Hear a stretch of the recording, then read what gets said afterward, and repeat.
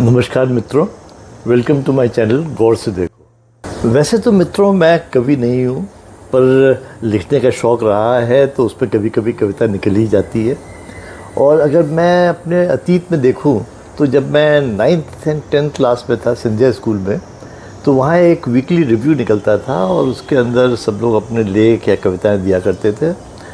तो मेरा एक फ्रेंड था, वो कविताएँ लिखता था हिंदी में, तो मुझे भी शौक़ हुआ और मैंने भी कुछ अपने कविता लिखनी शुरू की एंड उसमें से कुछ छप भी गई, एक दो छपी, तो that encourage me a lot and बाद में भी फिर मैं लिखता रहा।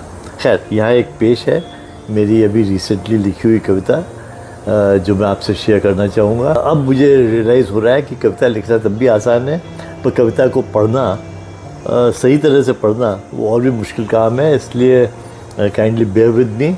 और I would like your comments, अगर इसमें कोई इम्प्रूवमेंट की गुंजाइश है तो I would definitely like to that. तो आइए चलिए कविता पाठ मेरा सुनिए। मेरी मुझसे मुलाकात हो गई।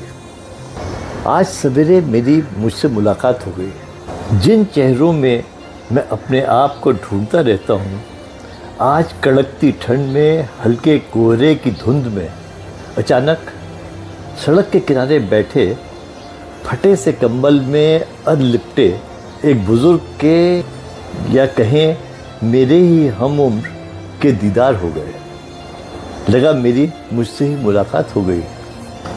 उसके तीखे नैन नक्श, उसकी आँखों की अद्भुत चमक, उसके तांबे सा चमकता मुखमंडल, उसके कपास सी रौबदार सफ़ेद दाढ़ी अलौकिक आभा बिखेर रहे थे। मैं ठिठक गया।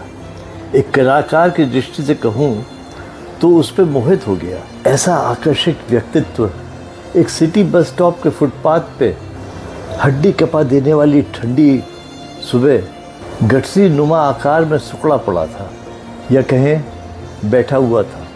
रात उसने शायद उस बेंच के नीचे ही गुजारी होगी। वही उसका आशियाना था। पता नहीं सो भी पाया होगा कि नहीं, कुछ खा पाया होगा कि नहीं। एक मददगार की हैसियत से मैंने उससे बात करनी चाहिए कि कुछ काम आ सकूं। उसकी विचित्र आवाज़ से लगा वह अपने आप को बोलने में असमर्थ पा रहा है। शायद मुंह बधिर त्यों था। उसकी आंखें बोलती थी। उनके ज़रिए ही उसे जानना चाहा। उसके अंदर अपार संतुष्टि का भंडार पाया। मुझे लगा इसको तो मैं कुछ दे भी नहीं सकता। खैर, मेरे पास जो उस समय था वो दे दिया। उसके तेज के समक्ष फुटपाथ पर उसके साथ बैठे हुए बहुत छोटा महसूस कर रहा था। काश मैं रीता से उससे मिलवा पाता।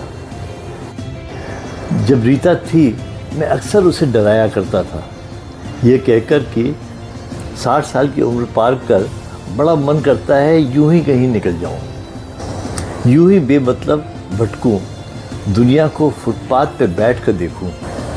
यह कोई नई बात नहीं थी।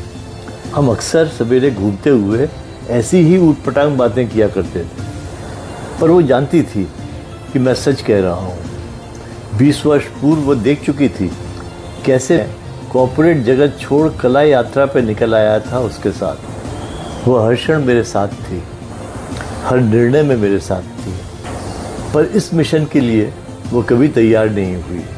हर बार बिना विचलित हुए मुस्कुरा के टाल देती थी। कहती थी ये सफ़र तो तुम्हें अकेले ही करना होगा।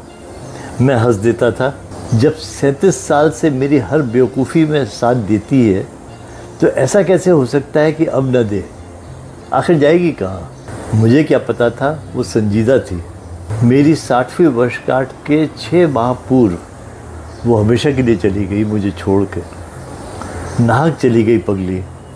मेरे साथ रहकर इतना भी नहीं समझ पाई कि मैं उतना बहादुर भी नहीं और ना ही उतना बदनसीब कि अपना कोई ख्वाब उसके बिना पूरा कर सकूं। खैर, भविष्य किसने देखा है, एक दिन हो सकता है हिम्मत जुटा सकूं।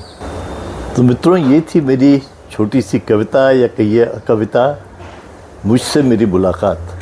Please like, share and comment. इस कविता का टेक्स्ट डिस्क्रिप्शन में दिया है, you can read it there. Thanks for listening. Goodbye.